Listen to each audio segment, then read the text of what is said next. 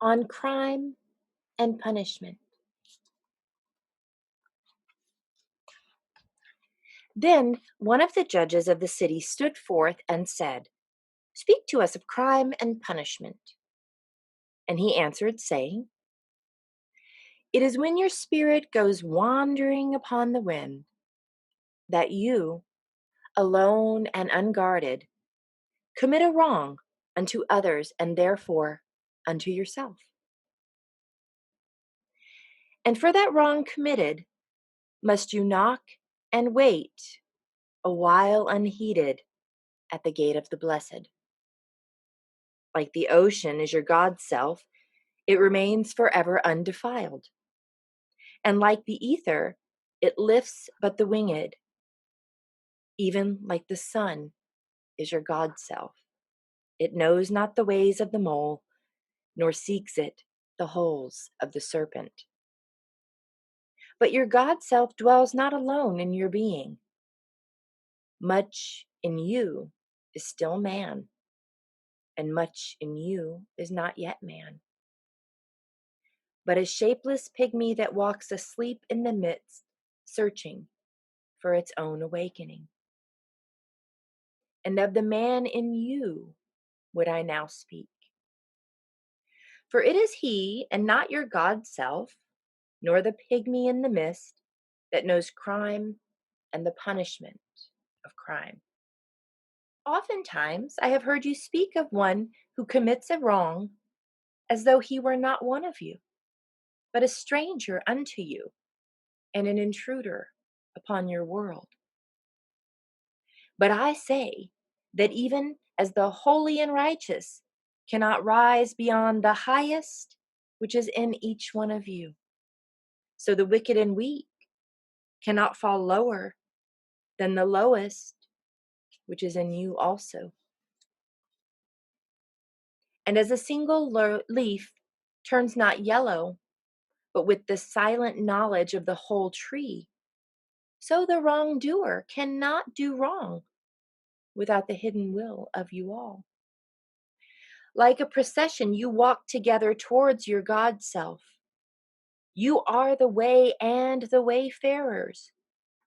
And when one of you falls down, he falls for those behind him, a caution against the stumbling one. And when one of you falls down for those behind him, a caution against the stumbling stone. Aye, and he falls for those ahead of him, who, though faster and surer of foot, yet removed not the stumbling stone. And this also, though the word lie heavy upon your hearts, the murdered is not accountable for his own murder, and the robbed is not blameless in being robbed. The righteous is not innocent of the deeds of the wicked, and the white-handed is not clean in the doings of the felon. And still more often, the condemned is the burden bearer for the guiltless and unblamed. You cannot separate the just from the unjust and the good from the wicked, for they stand together before the face of the sun, even as the black thread and the white one are woven together. And when the black thread breaks, the weaver shall look into the white cloth, and he shall examine the loom also. If any of you would bring judgment to the unfaithful wife, let him also weigh the heart of her husband in scales and measure his soul with measurements. And let him who would lash the offender look unto the spirit of the offended. And if any of you would punish in the name of righteousness and lay the axe unto the evil tree, let him see to its roots. And verily, He will find the roots of the good and the bad, the fruitful and the fruitless, all entwined together in the silent heart of the earth.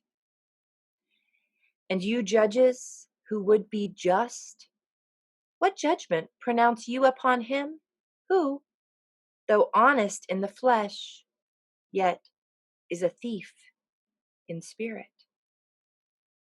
What penalty lay you upon him who slays in the flesh, yet is himself slain in the spirit? And how prosecute you him who in action is a deceiver and an oppressor, yet who also is aggrieved and outraged? How shall you punish those whose remorse is already greater than their misdeeds?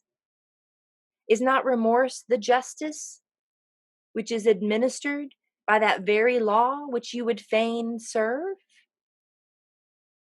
Yet you cannot lay the remorse upon the innocent, nor lift it from the heart of the guilty. Unbidden shall it call in the night, that men may wake and gaze upon themselves. And you who would understand justice, how shall you, unless you look upon all deeds in the fullness of light?